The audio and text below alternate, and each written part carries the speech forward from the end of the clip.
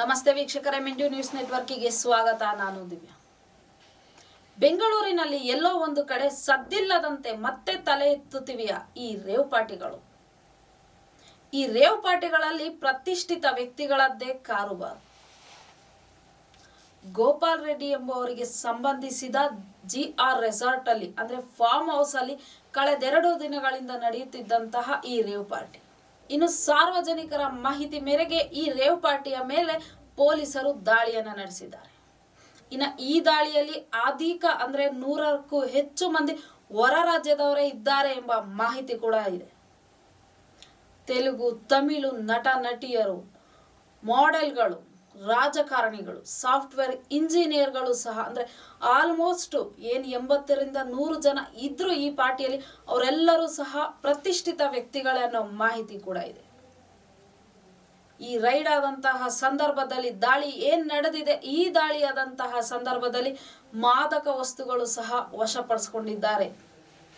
ಗಾಂಜಾ ಆಗಿರ್ಬೋದು, ಕೊಕೇನ್ ಆಗಿರಬಹುದು, ಈ ರೀತಿಯಾದಂತಹ ಮಾದಕ ವಸ್ತುಗಳು, 2 ಕಾರ್ ಹಾಗೂ ಒಂದು 5-6 ಮೊಬೈಲ್ ಫೋನ್ಗಳನ್ನು ಸಹ ವಶಪಡಿಸಿಕೊಂಡಿದ್ದೀವಿ ಅನ್ನೋ ಮಾಹಿತಿ ಕೂಡ ಪೊಲೀಸರು ಬಿಚ್ಚಿಟ್ಟಿದ್ದಾರೆ.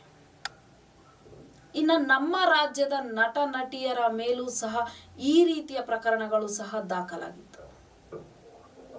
ಈ ಒಂದು ಪ್ರಕರಣ ನಡೆದ ನಂತರ ಮತ್ತೆಂದು ಅಂದ್ರೆ ಅವತ್ತಿಂದ ಇವತ್ತಿನವರೆಗೂ ಈ ರೀತಿಯ ಒಂದು ರೇವ್ ಪಾರ್ಟಿ ಆಗಿರ್ಬೋದು ಅಥವಾ ಗಾಂಜಾ, ಈ ಒಂದು ಮಾದಕ ಅಥವಾ ಮಾರಕ ವಸ್ತುಗಳಿಗೆ ಸಂಬಂಧಿಸಿದಂತಹ ಪ್ರಕರಣಗಳು ಕಡಿಮೆಯಾಗಿತ್ತು. ಆದ್ರೆ ಮತ್ತೆ ಎಲ್ಲೋ ಒಂದು ಕಡೆ ಮತ್ತೆ ಸದ್ದಿಲ್ಲದಂತೆ ತಲೆ ಎತ್ತುತ್ತಿದೆ ಈ ರೇವ್ ಪಾರ್ಟಿಗಳು. ಕಾಲೇಜ್ ಆಗಿರಬಹುದು, ಪಬ್ಲಿಕ್ ಪ್ಲೇಸಸ್ ಆಗಿರಬಹುದು, ಯುವಕರು ಅಂದ್ರೆ 25ರಿಂದ 30 ವರ್ಷದ ಒಳಗಿನ ಯುವಕರು ಸಹ ಈ ಒಂದು ಗಾಂಜಾ ಅನ್ನೋ ಒಂದು ಮಾದಕ ವಸ್ತುಗೆ ಅಡಿಕ್ಟ್ ಆಗ್ತಾ ಇದ್ದಾರೆ. ಗಾಂಜಾ ವ್ಯಸನಿಗಳಾಗ್ತಾ ಇದ್ದಾರೆ. ಈ ಒಂದು ಸಂದರ್ಭದಲ್ಲಿ ಅವರಿಗೆ ನಾವು ಏನು ಮಾಡ್ತಾ ಇದ್ದೀವಿ ಅನ್ನೋ ಅರಿವು ಸಹ ಇರೋದಿಲ್ಲ. ಇನ್ನು ಹಲವಾರು ಭಾಗಗಳಲ್ಲಿ ಈ ರೀತಿಯ ಪ್ರಕರಣಗಳನ್ನ ನೋಡಿದ್ರು ನೋಡದಂತೆ ಕಣ್ಣು ಮುಚ್ಚಿಕೊಂಡು ಕುಳಿತಿದ್ದಾರೆ ಪೊಲೀಸಿನವರು. ಯಾಕೆ ಈ ರೀತಿಯಾದಂತಹ ಕಾನೂನಿನ ವರ್ತನೆ? ಎಲ್ಲೋ ಒಂದು ಕಡೆ ರಾಜಕಾರಣಿಗಳ ಸಪೋರ್ಟ್ ಇರಬಹುದಾ? ರಾಜಕಾರಣಿಗಳ ಇಂತಹ ಒಂದು ಕೃತ್ಯಕ್ಕೆ ಬೆಂಬಲಿಸ್ತಿದಾರ? ಇದು ಒಂದು ಜನರ ಆಕ್ರೋಶವಾಗಿದೆ. ಈ ರೀತಿಯ ಪ್ರಕರಣಗಳಿಗೆ ರಾಜಕಾರಣಿಗಳಿಗೆ ಸಪೋರ್ಟ್ ಮಾಡ್ತಾ ಇದ್ದಾರೆ. ಯಾವುದೇ ಒಂದು ಕಂಪ್ಲೇಂಟ್ ಆಗಿರ್ಬೋದು, ಆಗಿದ ತಕ್ಷಣ ನಮ್ಮ ಕಡೆಯವನು ಹುಡುಗ ಬಿಟ್ಟು ಕಳ್ಸಪ್ಪ, ಈ ರೀತಿಯ ಸಪೋರ್ಟ್ಗಳು ರಾಜಕಾರಣಿಗಳು ಮಾಡ್ತಿದ್ದಾರೆ. ವೀಕ್ಷಕರೇ, ಯಾರೇ ಆಗಿರ್ಲಿ ತಪ್ಪು ತಪ್ಪೇ. ಅದು ಯಾವ ಪ್ರಭಾವಿ ನಾಯಕ ಆಗಿರಬಹುದು, ರಾಜಕಾರಣಿನೇ ಆಗಿರಬಹುದು, ಯಾರೇ ಆಗಿರ್ಲಿ, ತಪ್ಪು ಮಾಡಿದವ್ರಿಗೆ ನಾವು ಸಪೋರ್ಟ್ ಮಾಡ್ತಾ ಹೋದಷ್ಟು ಪ್ರಕರಣಗಳು ದಿನೇ ದಿನೇ ಹೆಚ್ಚಾಗ್ತಾ ಹೋಗ್ತಾ ಇರುತ್ತೆ. ಇವತ್ತು ಜೈಲ್ಗೆ ಹೋಗಿದ್ದಾರೆ, ನಮ್ಮ ಕಡೆಯವನು ಬಿಟ್ಟು ಕಳ್ಸಪ್ಪ, ಬಿಟ್ಟು ಕಳ್ಸಿದ್ರು, ಮತ್ತೆ ಅವನು ಅದೇ ರೀತಿ ತಪ್ಪು ಮಾಡ್ತಾನೆ. ಇದೇ ರೀತಿ ಆಗ್ತಾ ಹೋದ್ರೆ ದಿನೇ ದಿನೇ ಪ್ರಕರಣಗಳು ಸಹ ಜಾಸ್ತಿ ಆಗ್ತಾ ಹೋಗುತ್ತೆ. ವೀಕ್ಷಕರೇ, ಇನ್ನೊಂದು, ಈ ಒಂದು ಮಾದಕ ವಸ್ತುಗಳು ನಮ್ಮ ರಾಜ್ಯಕ್ಕೆ ಹೇಗೆ ಸಪ್ಲೈ ಆಗುತ್ತಿದೆ? ಆಲ್ಮೋಸ್ಟ್ ಗಾಂಜಾ ಆಗಿರಬಹುದು, ಕೊಕೇನ್ ಆಗಿರಬಹುದು.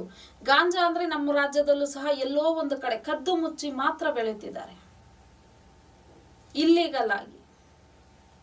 ಆದ್ರೆ ಈ ಕೊಕೇನ್ ಆಗಿರಬಹುದು, ಇನ್ನ ಕೆಲವಾರು ಒಂದು ಮಾದಕ ಹಾಗೂ ಮಾರಕ ವಸ್ತುಗಳು ಜಸ್ಟ್ ಓನ್ಲಿ ಬರೀ ವಿದೇಶದಿಂದ ಮಾತ್ರ ಸಪ್ಲೈ ಆಗ್ತಾ ಇರೋದು.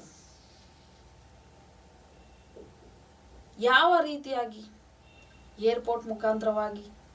ಇನ್ನು ಏರ್ಪೋರ್ಟ್ ಅಂತ ಬಂದಾಗ ಅಲ್ಲಿನ ಕಾನೂನು ವ್ಯವಸ್ಥೆ, ಭದ್ರತೆ, ಅಲ್ಲಿನ ಅಧಿಕಾರಿಗಳು ಅತಿ ಹೆಚ್ಚು ಜಾಗರೂಕರಾಗಿ ಕೆಲಸ ಮಾಡ್ತಿದ್ದಾರೆ. ನಾವು ಆಲ್ಮೋಸ್ಟ್ ಸಾಮಾಜಿಕ ಜಾಲತಾಣಗಳಲ್ಲಿ ಆಗಾಗ ನೋಡ್ತಾ ಇರ್ತೀವಿ, ಮಾದಕ ವಸ್ತುಗಳು ಜಪ್ತಿ ಮಾಡಿಕೊಳ್ಳಲಾಗಿದೆ, ಈ ತರ ಒಂದು ಮಾಹಿತಿಗಳನ್ನು ಸಹ ನಾವು ನೋಡ್ತಾನೆ ಇರ್ತೀವಿ. ಆದರೂ ಈ ರೀತಿ ಪ್ರಕರಣಗಳು, ಈ ರೀತಿ ಒಂದು ಗಾಂಜಾ ವಸ್ತು ಆಗಿರಬಹುದು, ಮಾದಕ ವಸ್ತುಗಳು ಹೇಗೆ ನಮ್ಮ ರಾಜ್ಯಕ್ಕೆ ಸಪ್ಲೈ ಆಗ್ತಾ ಇದೆ?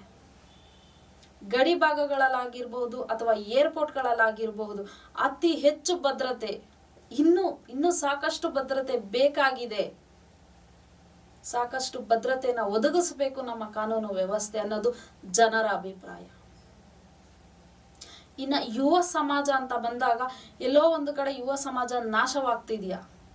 ಈ ಗಾಂಜಾ ವ್ಯಸನಗಳಾಗಿ ಅವರು ಆ ಒಂದು ಅರಿವಿಲ್ಲದೆ ಒಬ್ಬ ಕ್ಯಾಬ್ ಡ್ರೈವರ್ ಆಗಿರಬಹುದು ಅಥವಾ ಫುಟ್ಪಾತಲ್ಲಿ ಮಲಗಿರುವಂತಹ ಅಮಾಯಕರ ಮೇಲಾಗಿರಬಹುದು, ಕಾರು ಚಲಾಯಿಸೋದಾಗಿರಬಹುದು, ಅವರು ತಮಗೆ ಅರಿವಿಲ್ಲದೇನೆ ಈ ಥರ ಒಂದು ಹತ್ಯೆಗಳನ್ನು ಮಾಡೋದಾಗಿರಬಹುದು, ಡ್ರೈವರ್ಗಳ ಮೇಲೆ ಹೊಡೆಯೋದು, ಬಡಿಯೋದು, ದೌರ್ಜನ್ಯ ಮಾಡೋದು, ಅವ್ರ ಹತ್ರ ಇರುವಂತಹ ದುಡ್ಡು, ಹಣ ಇದೆಲ್ಲವನ್ನ ಕಿತ್ಕೊಳ್ಳುವಂತಹ ಪರಿಸ್ಥಿತಿಗಳು,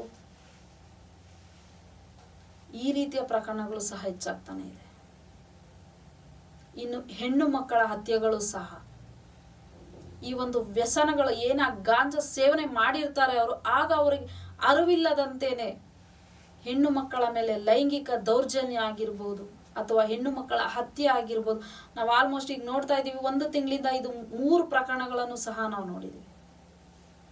ಈ ರೀತಿ ಈ ರೇವ್ ಪಾರ್ಟಿ ಅನ್ನೋದಾಗಿರ್ಬೋದು, ಗಾಂಜಾ ಅನ್ನೋದಾಗಿರ್ಬೋದು, ಇದೆಲ್ಲ ಮುಂದುವರಿತಾ ಹೋದಂತೆ ರಾಜಕಾರಣಿಗಳು ಇದಕ್ಕೆಲ್ಲ ಸಪೋರ್ಟ್ ಮಾಡ್ತಾ ಹೋದರೆ ದಿನೇ ದಿನೇ ತಿಂಗಳಿಗೆ 3 ಆಗಿರುವಂತಹ ಪ್ರಕರಣಗಳು ದಿನಕ್ಕೆ ಒಂದೊಂದು ನಡೀತಾ ಹೋಗುತ್ತೆ. ದಿನಕ್ಕೆ ಒಂದೊಂದು ನಡೀತಾ ಹೋದ್ರೆ ಹೇಗೆ ನಮ್ಮ ಸಮಾಜ ಉದ್ಧಾರ ಆಗುತ್ತೆ?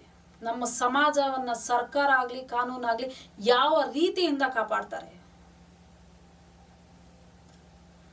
ಇದು ಇನ್ನೂ ಇದೇ ರೀತಿ ನಡೀತಾ ಹೋದ್ರೆ ಸರ್ಕಾರ ಎಲ್ಲಿ ಸುಭದ್ರ ಆಗುತ್ತೆ?